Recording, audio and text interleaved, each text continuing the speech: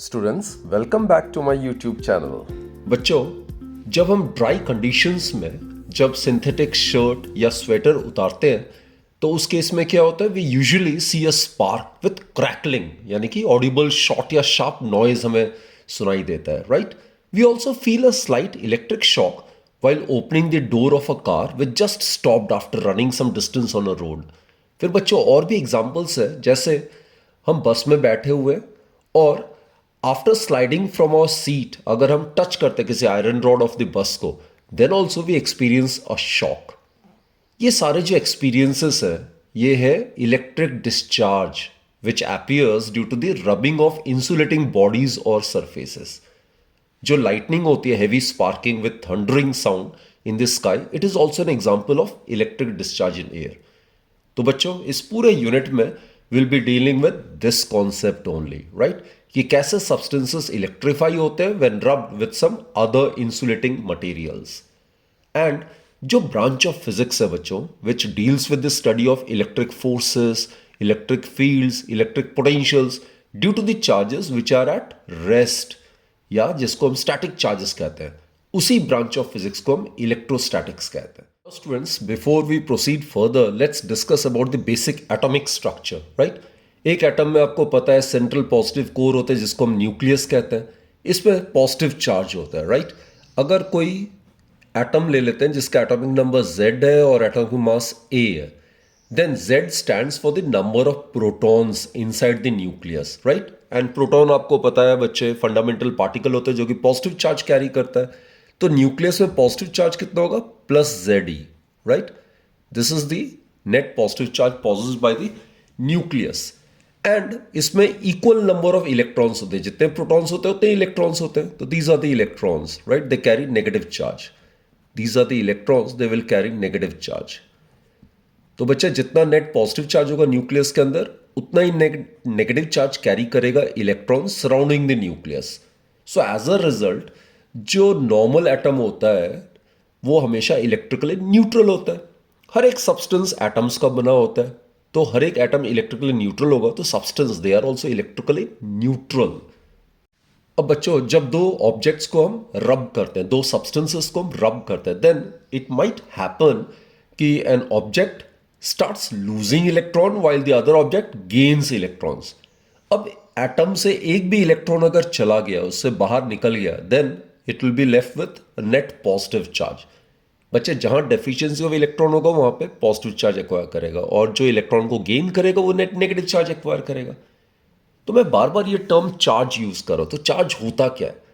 ये एक ऐसी फंडामेंटल प्रॉपर्टी होती है या ये एक फिजिकल क्वांटिटी है जो कि कुछ एलिमेंट्री पार्टिकल्स पॉजेस करता है। कुछ मैंने क्यों कहा है?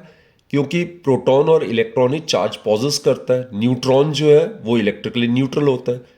तो चार्ज एक फंडामेंटल प्रॉपर्टी है जो कि कुछ एलिमेंट्री पार्टिकल्स पॉजेस करता है, जिसकी वजह से वे एक दूसरे पे इलेक्ट्रिक फोर्स एक्सर्ट करता है। लाइक चार्जेस होंगे, obviously they will exert an electric force और रिपल्शन। अनलाइक चार्जेस होंगे, दे will exert an electric force of attraction. So basically substances normal state में इलेक्ट्रिकली न्यूट्रल है। जब हम रब करते हैं तो क्या होगा, इलेक्ट्रॉन एक बॉडी से दूसरे बॉडी में ट्रांसफर हो जाएगा, then the bodies will get electrified, right. तो जो इलेक्ट्रिक चार्ज प्रोड्यूस होता है due to the rubbing of friction between insulating bodies remain at rest on the bodies. और इसी वजह से बच्चे ये जो चार्जेस होते हैं इनको हम स्टैटिक चार्जेस कहते हैं। स्टैटिक का मतलब ये होती है at rest, they can't move at their own, right. जहां पे भी इंसुलेटिंग बॉडी में चार्ज डेवलप होगा वो चार्ज कहीं अपने आप से एक पार्ट ऑफ द बॉडी से दूसरे पार्ट में नहीं जा सकता। They will remain at rest at that position only. So that is the reason why frictional electricity is also known as static electricity. और ये जो चार्जेस डेवलप होते हैं इनको हम स्टैटिक चार्जेस कहते हैं। अब बच्चों ये भी ध्यान देना है कि स्टैटिक चार्जेस ना कई बार डेंजरस होता है। जैसे कोई व्हीकल अगर मोशन में है तो it may get charge due to friction, और ये जो एक्युमुलेशन ऑफ चार्ज होता है on the body of the vehicle में, तो sparking may occur and the inflammable material may catch fire. और बच्चों इसी चीज को अवॉइड करने के लिए आपने देखा होगा जो मेटलिक चेन्स हम यूज करते हैं through which the charge from the body of the vehicle escapes to the ground and hence there is no chance of sparking. तो इसीलिए बच्चों vehicles carrying inflammable materials usually have metallic chains touching the ground during the motion of the vehicle. फिर बच्चों आजकल क्या होता है पता है, व्हीकल जब मूव करता है तो चार्जेस जो होता है वो फ्रिक्शन की वजह से भी एक्यूमुलेट हो जाता है। तो आजकल जो टायर्स बनते हैं they are made up of special rubber material जो कि स्लाइटली कंडक्टिंग होता है। तो इससे फ़ायदा क्या होता है, जो भी चार्ज एक्यूमुलेट होता है फ्रिक्शन की वजह से वो चार्जेस जो है they may lead to sparking due to electric discharge, right. अब टायर्स ऑफ द व्हीकल्स के अगर थोड़ा स्पेशल रबर मटेरियल यूज़ करते हैं जो कि थोड़ा कंडक्टिंग होता है तो उससे होता ही है कि चार्ज आराम से ग्राउंड को एस्केप कर पाएगा, तो स्पार्किंग वगैरह हम अवॉइड कर सकते हैं। बच्चों जो मटेरियल्स होते हैं उनको हम डिवाइड करते हैं according to the flow of electric charges through them. और दो क्लासेस होते हैं, मेन कैटेगरीज होते हैं, एक होता है कंडक्टर्स, दूसरे होते हैं इंसुलेटर्स। आपको पता ही है कंडक्टर्स वे सब्सटेंस होता है जो कि करंट को कंडक्ट करता है, राइट। करंट को कंडक्ट करने का मतलब they can easily allow the flow of electric charges through them, right. और कंडक्टर से बच्चों large number of free electrons होते हैं। फ्री इलेक्ट्रॉन्स कौन से होते हैं, जो आउटरमोस्ट शेल में जो इलेक्ट्रॉन्स होते हैं उनको हम वैलेंस इलेक्ट्रॉन्स या फ्री इलेक्ट्रॉन्स कहते हैं। वे आराम से न्यूक्लियस से डिटैच हो सकते हैं and they can be freely able to move about here and there, so they are the charge carriers, उनको हम फ्री इलेक्ट्रॉन्स कहते हैं। And these electrons are free to move about in the whole conductor and can be transferred easily out of the conductor with little effort. तो conductor से आप उसको electrons को बाहर भी निकाल सकते हैं by supplying a small amount of energy. तो इसलिए उसको हम मोबाइल चार्जेस कहते हैं, जो मूव कर सकते हैं। और बच्चों ज़्यादातर कंडक्टर्स में जो इलेक्ट्रॉन्स होते हैं they are mobile charges, right. अब अवेलेबिलिटी ऑफ फ्री इलेक्ट्रॉन्स होने की वजह से जो कंडक्टर्स होते हैं वे इजीली चार्ज भी हो जाते हैं सूटेबल मीन्स के साथ। जैसे जब कोई चार्ज अगर हम देते हैं कंडक्टर में तो वो इमीडिएटली स्प्रेड आउट हो जाता है पूरे सरफेस ऑफ द कंडक्टर में। नॉर्मल स्टेट में कंडक्टर विल रिमेन न्यूट्रल, लेकिन इसको आराम से हम चार्ज कर सकते हैं और वो चार्ज पूरे कंडक्टर में फैल जाता है।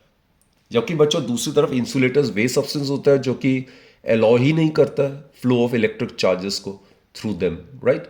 तो electric charges given to the insulator से बाय रबिंग या जिससे भी अलग अलग मीन से हम इंसुलेटर को भी चार्ज कर सकते हैं, लेकिन जैसे ही चार्ज हो जाता है इंसुलेटर तो वो जो चार्ज है they remain fixed as they cannot move about here and there, right. तो rubbing of insulators can cause transfer of few electrons. जैसे कि आप ग्लास रॉड को अगर रब करते हो ना सिल्क के साथ, या रबर रॉड को रब करते हो वूल के साथ, तो they will definitely get charge. लेकिन ये जो चार्जेस है बच्चों इंसुलेटर के केस में they will remain static, that is the charge remains at the same place. Now students will discuss about some important properties of charge, electric charge. जो सबसे पहला इंपॉर्टेंट प्रॉपर्टी ऑफ चार्ज है वो है quantization of charge. अब बच्चा electric charge जो है उसका ग्रेनी नेचर होता है। ग्रेनी नेचर का मतलब जैसे हम ग्रेन्स ऑफ राइस को काउंट कर सकते हैं या ग्रेन्स ऑफ व्हीट को हम काउंट कर सकते हैं, similarly we can count elementary electric charges also.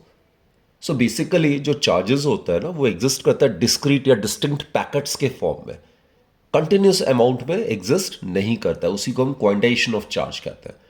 और बच्चों में पता है जो प्रोटॉन होता है उसमें हम चार्ज लेते हैं प्लस ई, राइट। प्रोटॉन में चार्ज जो होता है दैट इज प्लस ई, और ये एलिमेंट्री स्मॉलेस्ट एलिमेंट्री चार्ज का वैल्यू होता है 1.6 इंटू 10⁻⁹ कूलम। जबकि इलेक्ट्रॉन में जो चार्ज हम कंसिडर करते हैं that is minus E, that is -1.6 into 10⁻⁹ coulomb. तो बेसिकली क्वांटाइजेशन वो प्रॉपर्टी होता है इलेक्ट्रिक चार्ज का बाय वर्च्यू ऑफ विच कोई भी चार्ज बॉडी जो है it must possess charge which must be an integral multiple of the basic or the elementary charge E. That is, net charge contained on a body, it will be given by plus minus NE. N जो है बच्चे वो integer, N का value 1, 2, 3, 4 कुछ भी हो सकता है। E एलिमेंट्री चार्ज मैंने बताया 1.6 इंटू 10⁻⁻⁹ कूलम, राइट। तो basically any charge Q must be integral multiple of the basic unit that is E. तो चार्ज क्या क्या एग्जिस्ट कर सकता है, it can be 0, it can be plus minus e, it can be plus minus 2e, it can be plus minus 3e and so on. तो basically electrons जो होता है वो हमेशा ऑब्वियसली ट्रांसफर होगा इंटीग्रल वैल्यूज में from one body to another, इसीलिए quantization of electric charge होता है। बच्चे मैंने फिर आपको समझाता हूं, एटम इलेक्ट्रिकली न्यूट्रल होता है। तो बॉडी इलेक्ट्रीफाई या चार्ज कब होता है? इलेक्ट्रॉन्स के ट्रांसफरेंस से। अब एक बॉडी से दूसरे बॉडी में कितने इलेक्ट्रॉन्स ट्रांसफर होगा? 2, 10, 1000, 1000, 5, 12,000। इंटीग्रल मल्टीपल पे ही ट्रांसफर होगा, इजंट इट? कभी फ्रैक्शन में तो इलेक्ट्रॉन्स ट्रांसफर हो नहीं सकता। तो बेसिकली यही जो फैक्ट है कि electrons are always transferred in integral values from one body to another body, this is the cause of quantization of electric charge. आप हायर क्लासेस में पढ़ोगे, जो प्रोटॉन्स और न्यूट्रॉन्स होते हैं उनके जो कॉन्स्टिट्यूएंट पार्टिकल्स होते हैं उनको हम क्वार्क्स कहते हैं। जो प्रोटॉन न्यूट्रॉन होता है वो भी सब एलिमेंट्री पार्टिकल्स के बने होते हैं, उनको हम क्वार्क्स कहते हैं। और उनमें चार्जेस होते हैं +-e/3, +-2/3e। लेकिन उसको भी कंसिडर करें, then also quantization of charge holds valid. तो इससे भी कम चार्ज पॉसिबल है, एग्जिस्ट करता है, राइट? सो क्वार्क्स जो है वो एग्जिस्ट करता है, लेकिन फ्री स्टेट में एग्जिस्ट नहीं करता। वो कॉन्स्टिट्यूएंट पार्टिकल्स है प्रोटॉन्स और न्यूट्रॉन्स का, उनमें चार्ज जो होता है इससे भी कम होता है, e/3 होता है, 2e/3 होता है, but still quantization charge remains valid, right? Second property आता है charges are of additive nature. What I mean to say is that कोई भी एक बॉडी मान लेते हैं, राइट? मान लेते हैं इसके इस पार्ट में it has got a charge of +Q1, इस वाले पार्ट ऑफ द बॉडी में it has got a charge of -Q2, यहाँ पे +Q3 है, यहाँ पे -Q4 है, एंड सो ऑन, +Q5 है। तो net charge on the body it would be given bye the sum of, it is given by the sum of the charges present in the individual parts of the body, right?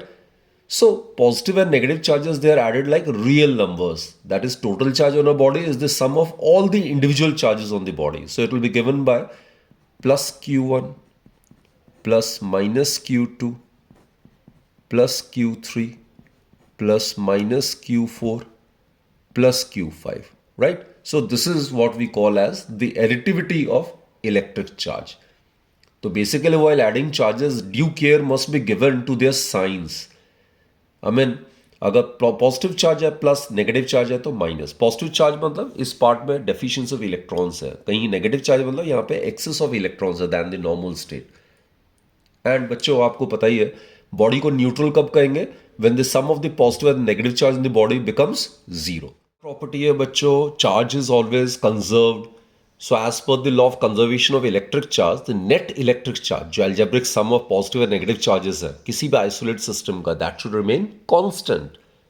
What it means is that charge can neither be created nor it can be destroyed in an isolate system. लेकिन बच्चों ये जरूर है कि हम electric charge को एक body से दूसरे बॉडी में हम ट्रांसफर जरूर कर सकते हैं, लेकिन कोई क्रिएशन या destruction of charge isolated system में नहीं हो सकता है। इसको आप इस एग्जाम्पल के तरीके से आप समझ सकते हो कि जैसे ग्लास रॉड को हम पीस ऑफ सिल्क क्लॉथ से रब करते हैं। Suppose this is a glass rod, right? ये ग्लास रॉड है, ये इलेक्ट्रिकली न्यूट्रल है पहले, and this is a silk cloth, both are electrically neutral. This is glass rod, it is electrically neutral, and this is silk cloth, it is also electrically neutral. तो इसका भी net charge 0 होगा, इसका भी net charge 0 होगा। तो before they are rubbed against each other net charge कितना है बच्चों? 0 है, राइट? अब जब इसको हम रब कर देते हैं तो क्या होगा? कुछ इलेक्ट्रॉन्स ग्लास रॉड से सिल्क में ट्रांसफर हो जाता है। मान लेते हैं सपोज 10 इलेक्ट्रॉन्स ट्रांसफर हो रहा है सपोज। तो now after rubbing the glass rod due to the deficiency of 10 electrons will acquire a net positive charge. कितना पॉजिटिव चार्ज होगा? +10e। अब बच्चे सिल्क क्लॉथ में 10 एक्सेस इलेक्ट्रॉन हो जाएगा, तो अब after rubbing the silk cloth will acquire a net negative charge of -10e। Now students, after rubbing these two substances against each other, the net charge would be +10e, पूरे system का जो net charge है, plus -10e, so it will amount to 0। तो आप देख रहे हो ना, before rubbing the net charge of the system was 0, after rubbing the net charge of the system is 0। So charge will always remain conserved, no doubt regarding that. Let's consider another example, right? एक बच्चे uranium 238 का decay भी होता है by emitting alpha particle. So you can consider this reaction, uranium 238. ये इसका atomic mass है, 92 is the atomic number. So basically, when it decays into thorium, that is 234, 90 ये atomic number है, and it decays with the emission of alpha particle. Alpha particle is represented by helium nucleus. तो बच्चे number of elementary charges before decay कितना है? 92 है, and after decay 90 plus 2, that is again 92. So electric charges conserved, right? अब बच्चों, हमें आगे बढ़ने से पहले इलेक्ट्रिक चार्ज और मास में बेसिक डिफरेंस जो है वो हमने डिस्कस करना बड़ा ज़रूरी है, राइट? इलेक्ट्रिक चार्ज जैसे हमने पढ़ा है बच्चे, it causes matter to experience electric force. ये एक फिजिकल क्वांटिटी है, या आप कह सकते हो फंडामेंटल प्रॉपर्टी है, जो कि कुछ एलिमेंट्री पार्टिकल्स पॉजेस करता है, by virtue of which they exert an electric force upon each other. अगर लाइक चार्जेस हुआ, they will exert electric force of repulsion. Like charges हुआ, they will exert electric force of attraction. दूसरी तरफ बच्चों, mass जो है, it's the physical quantity which measures the inertness of a body, and it is actually the total amount of matter contained in a body. जितना total amount of matter content है किसी body में, वो उसकी मास कहलाती है. फिर बच्चों, अभी हमने डिस्कस किया चार्ज क्वांटाइज्ड होता है. स्मॉलेस्ट यूनिट ऑफ चार्ज क्या लेते हैं? ई. और किसी भी बॉडी में जो नेट चार्ज होगा, that will be given by plus minus n e. It will be given by some integral multiple of the smallest unit of charge. And the smallest unit of charge is considered to be E, which is 1.6 into 10 to minus 19 coulomb, right? जबकि बच्चे दूसरी तरफ मास के case में ना, smallest जो unit of mass है वो अब तक हम आइडेंटिफाई नहीं कर पाए. तो जिसका मतलब ये हुआ, mass is not considered to be quantized. Next thing, again just now we have discussed that charge is always conserved. Charge can neither be created nor it can be destroyed. किसी भी आइसोलेटेड सिस्टम में net charge always remains conserved. जबकि बच्चों, mass जो है वो कभी conserve नहीं रहता है, क्योंकि आपको पता ही है, मास जो है it can be changed into energy, and energy can be changed into mass as per the following relationship. आपने पढ़ा होगा Einstein's mass energy equivalence relationship. So as per this relation, mass m it can be converted into energy E equals to mc square, and vice versa is also possible, right? So mass is not conserved. Another very important point or difference is that charge is of invariance nature. What I mean to say is that charge जो है किसी body में, that is unaffected by the motion of the body, right? तो यानी कि कोई भी body, चाहे वो रेस्ट में है या मोशन में है, तो टोटल जो चार्ज है उस बॉडी में, that will remain constant whether the body is at rest or it is at motion, right? So the charge is invariant, while on the other hand जो बॉडी का मास होता है, it changes with the velocity of body. ये mechanics में नहीं, मैं relativity की बात कर रहा हूँ. जब कोई body it moves with the speed of light, it moves with a speed comparable to the speed of light, then its mass doesn't remain constant. It changes according to this relationship बच्चों. m equals to m naught divided by square root of 1 minus v square by c square. कोई भी body अगर velocity v से move कर रहा है, तो उसका जो मास है उस इंस्टेंट में, that is given by this formula. m naught जो होता है वो rest mass of the body होता है. c is the speed of light which is 3 into 10 to 8 metre per second, and v is the velocity of the body when its mass is m, right? v velocity अगर है तो उसका मास m है. तो relativistic variation in मास इसको कहते हैं. तो जब बॉडी की स्पीड जो होगी वो कंपेरेबल हो जाती है स्पीड ऑफ लाइट के, तो ये कितना हो जाएगा? 1 हो जाएगा. तो 1 minus 1 will become 0, and anything divide by 0 will become infinite. तो in that case the mass of a body will approach to infinity. तो basically when we are talking about the body which is moving at very very high speed comparable to the speed of light, then the mass of a body increases with the increase in its speed. तो बच्चों, mass of a body does changes with the velocity of the body, right? जो force होता है, electric force, दो charges के बीच में, it may be either of attractive nature और repulsive nature. अगर कोई सिस्टम है जिसमें चार्जेस Q1 Q2 अगर लेस देन 0 है, इसका मतलब क्या होगा बच्चे? एक पॉजिटिव चार्ज होगा तो दूसरा नेगेटिव, या पहला वाला नेगेटिव तो दूसरा पॉजिटिव. तो अनलाइक चार्जेस में nature of the force would be attractive, right. जबकि दूसरी तरफ अगर कोई सिस्टम है जिसमें दोनों चार्जेस का प्रोडक्ट जो है, if it is greater than zero, it is possible only when both the charges are either positive or both the charges are negative. So in such a case, there exists an electric force of repulsion between the two like charges, right? तो electric जो force है between the charges can be either attractive or repulsive depending upon the nature of the charges.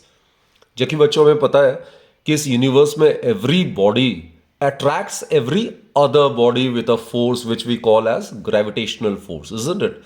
तो हमेशा masses के बीच में या matter के बीच में जो फोर्स का नेचर होता है वो हमेशा अट्रैक्टिव होता है। और बच्चों चार्ज जो है it plays an important role in electricity while mass plays an important role in gravitation. अब एक और चीज़ है, चार्ज जो है एक फिजिकल क्वांटिटी है जो कि डिराइव्ड फिजिकल क्वांटिटी है। मतलब इसको हम जो बेसिक या फंडामेंटल क्वांटिटीज होते हैं उनके मल्टीप्लीकेशन डिवीजन से ये क्वांटिटी डिराइव किया गया है, राइट। As we are aware current it is the rate of flow of charge.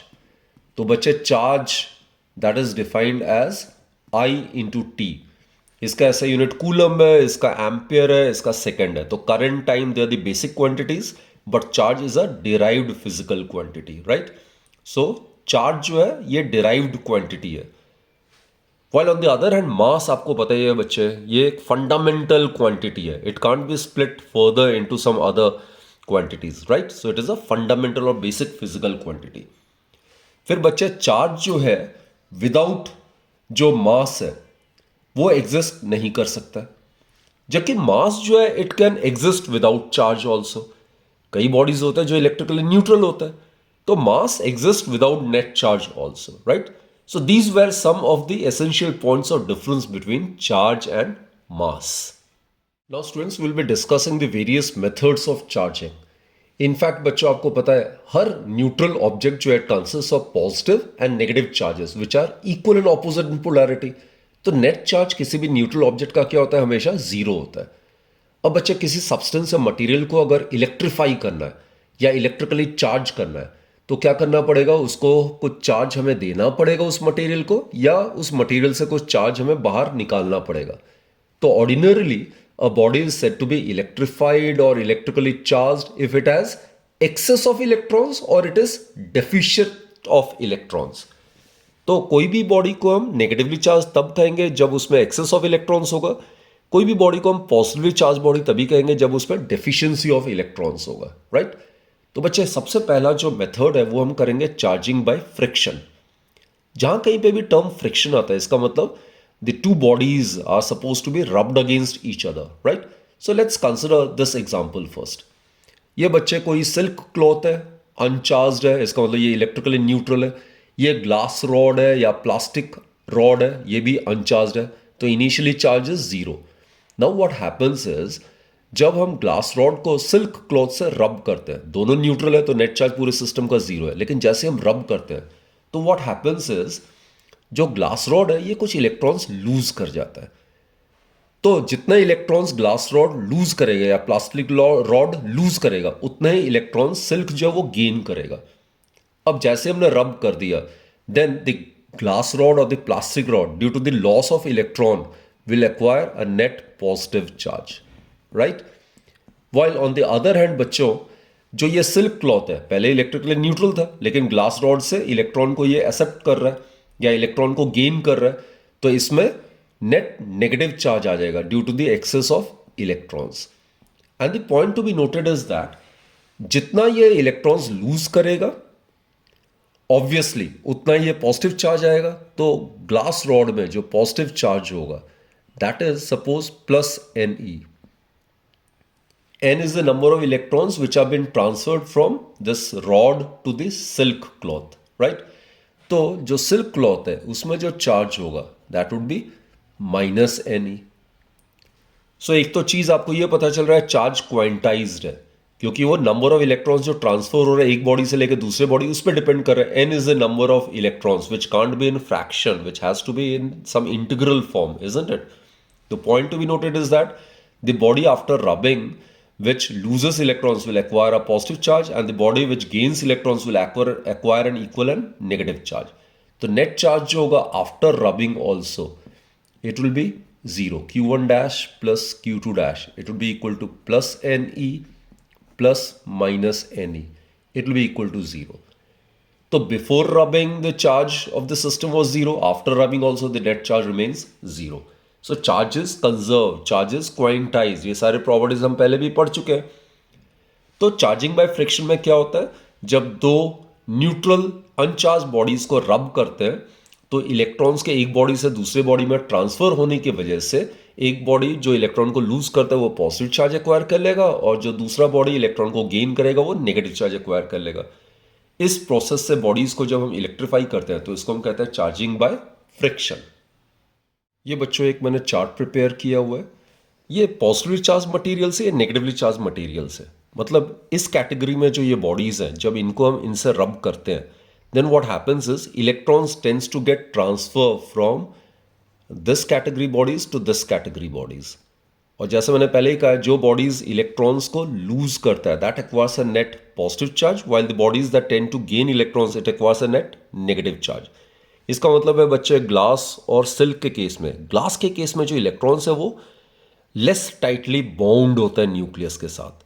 तो जैसे ही हम ग्लास या सिल्क को रब करते हैं तो electrons easily get transfer from glass to silk.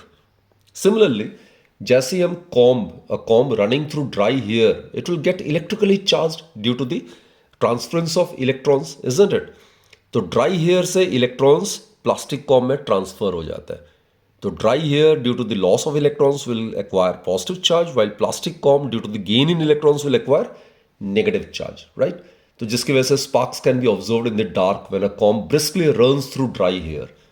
Similarly बच्चों, जो शीट ऑफ पेपर होता है it also gets electrically charged when hot electric iron is lightly moved on it. फिर आपको पता ही होगा लैंडिंग और टेकिंग ऑफ के दौरान जो टायर्स होते हैं एयरक्राफ्ट के it also get electrified due to friction. तो special rubber having some conducting material is used ताकि जो भी चार्ज अपीयर होता है वो आराम से लीक कर जाए ग्राउंड को. बच्चों एक और चीज़ ध्यान देने वाली बात यह है कि जब हम दो बॉडीज को रब करते हैं और ट्रांसफरेंस ऑफ इलेक्ट्रॉन्स होता है तो जो बॉडी इलेक्ट्रॉन्स को लूज कर रहा है वो कुछ मैटर भी तो लूज कर रहा होगा ना. तो उसकी मास रबिंग के बाद स्लाइटली कम हो जाती है. और दूसरी तरफ जो बॉडी इलेक्ट्रॉन्स को गेन कर रहा है यानी कि वो मैटर को थोड़ा बहुत एक्सेप्ट कर रहा है तो उसकी मास रबिंग के बाद थोड़ी बहुत बढ़ जाती है. तो basically mass of the positively charge body slightly decreases while the mass of the negatively charged body slightly increases. अब मैं ये slightly टर्म क्यों यूज कर रहा हूं, क्योंकि मास ऑफ एन इलेक्ट्रॉन जो होता है it is very very less.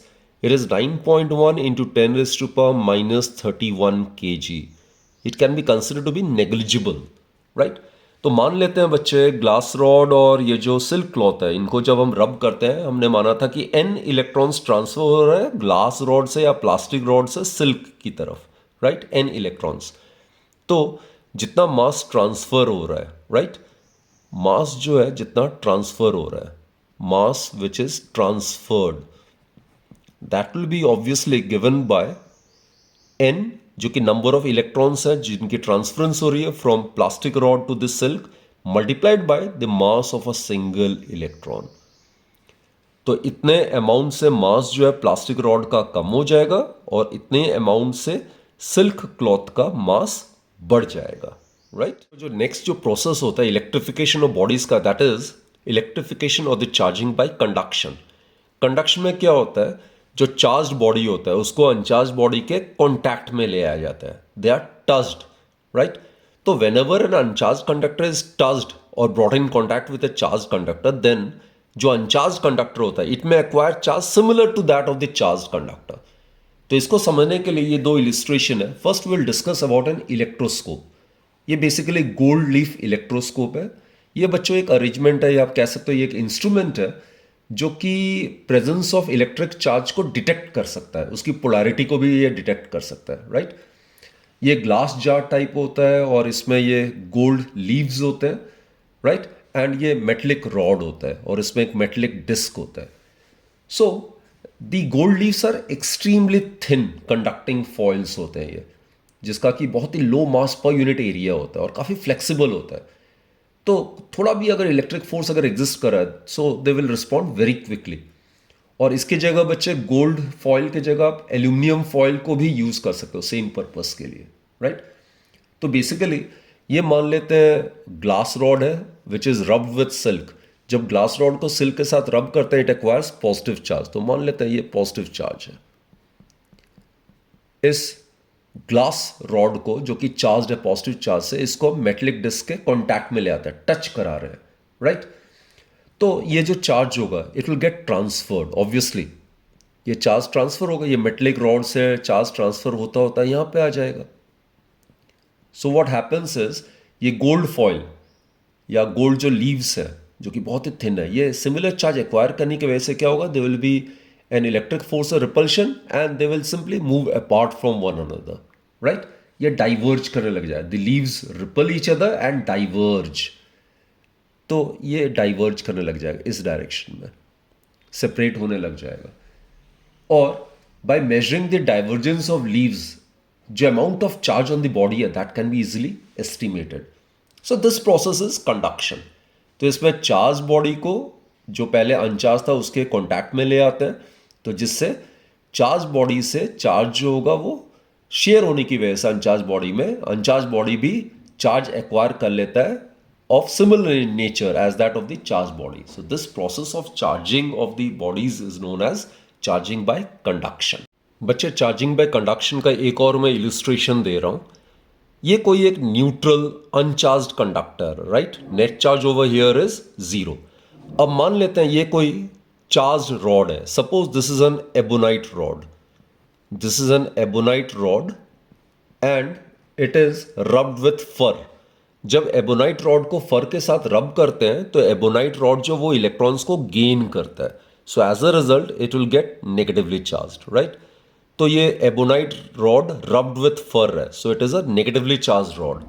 जब इस नेगेटिवली चार्ज रॉड को इस न्यूट्रल कंडक्टर के साथ कॉन्टैक्ट में ले आते हैं, they are brought in contact with each other, then what happens बच्चों, ये जो एबोनाइट रॉड है ये कुछ इलेक्ट्रॉन्स को लूज करेगा, यहां आ जाएगा ये।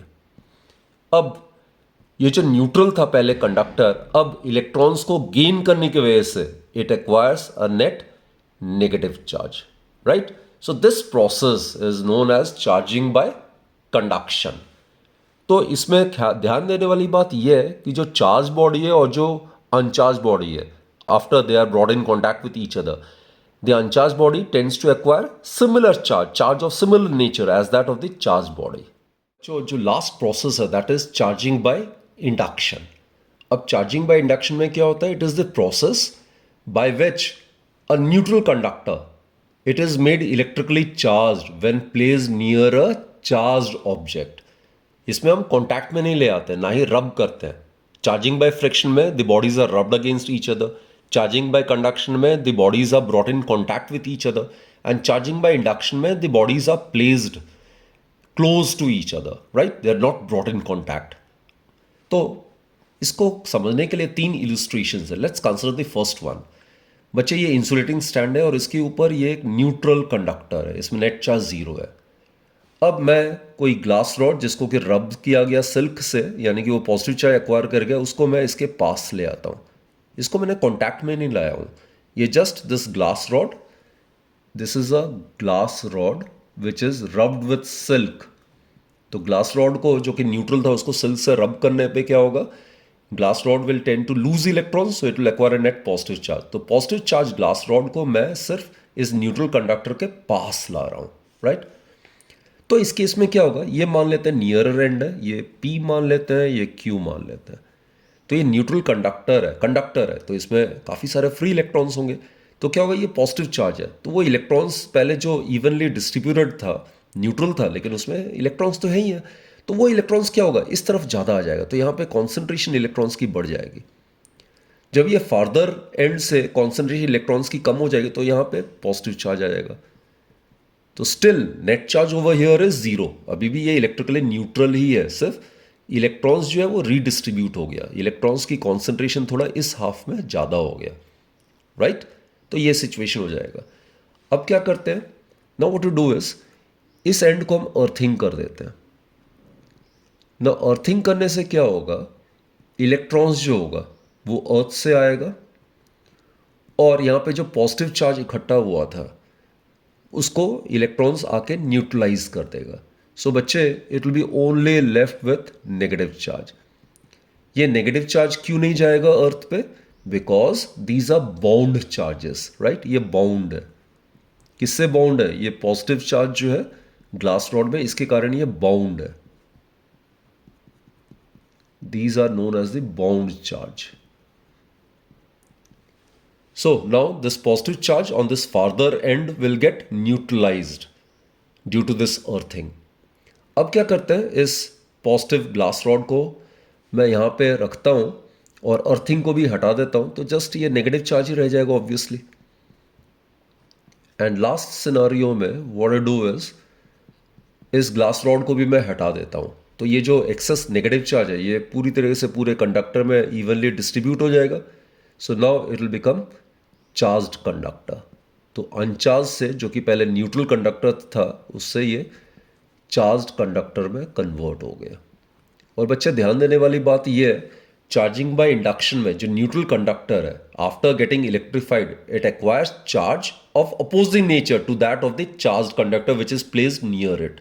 तो देखो, ग्लास रॉड में पॉजिटिव चार्ज था, लेकिन ये जो पहले न्यूट्रल कंडक्टर था वो अब कौन सा चार्ज एक्वायर कर रहा है? नेगेटिव चार्ज एक्वायर कर रहा है. तो दूसरा इलस्ट्रेशन जरा चेक कर लेते हैं.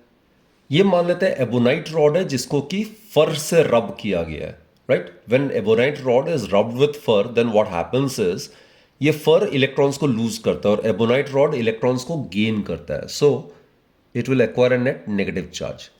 तो ये एबोनाइट रॉड है, after rubbing with fur it will become negatively charge, right. इसको जब हम पास में ले आते हैं किसी न्यूट्रल कंडक्टर के पास, then what happens, as I suggested, कि ये कंडक्टर है, इसमें नेट चार्ज जीरो है, लेकिन इसमें फ्री इलेक्ट्रॉन्स हैं which are capable of moving over here and there. तो अब ये नेगेटिव चार्ज आने की वजह से क्या होगा, यहाँ पे जो इलेक्ट्रॉन्स होगा वो रिपल करेगा और इस तरफ आ जाएगा. यहाँ पे इलेक्ट्रॉन्स की कॉन्सेंट्रेशन बढ़ जाएगी, जबकि इस वाले पार्ट से इलेक्ट्रॉन्स के उस तरफ जाने की वजह से यहाँ पे पॉजिटिव चार्ज एक्वायर हो जाएगा. जहां इलेक्ट्रॉन्स की कॉन्सेंट्रेशन कम होगी वहां पॉजिटिव, जहां ज़्यादा होगी वहां नेगेटिव. बच्चों, इसको हम इंड्यूस्ड चार्जेस कहते हैं. ये माइनस क्यू आई, तो ये plus Q I, induced charges. और नेट चार्ज अभी भी कितना है? जीरो ही है. सिंपली रीडिस्ट्रीब्यूशन हो रहा है, नेट चार्ज रिमेन्स जीरो. और ये जो पॉजिटिव चार्ज है it is known as bound charge, क्योंकि it is under the influence of this negatively charge ebonite rod. तो यहाँ पे इलेक्ट्रिक फोर्स ऑफ अट्रैक्शन है, तो ये बाउंड है, right. Now what I do is, अगर मैं इसको अर्थिंग करता हूँ, this is a symbol for earthing, right. Now what happens is, ये जो इलेक्ट्रॉन्स था इस फार्दर एंड में, इसको सेफ पैसेज मिल जाएगा. सो electrons will move along this direction, ये अर्थ पे चले जाएगा. तो ये इलेक्ट्रॉन्स जो फ्री था ये अर्थ पे चले जाएगा, लेकिन ये चार्ज जो पॉजिटिव है इलेक्ट्रॉन्स के जाने से, ये जो पॉजिटिव है ये बाउंड चार्ज है, यहीं पे रहेगा.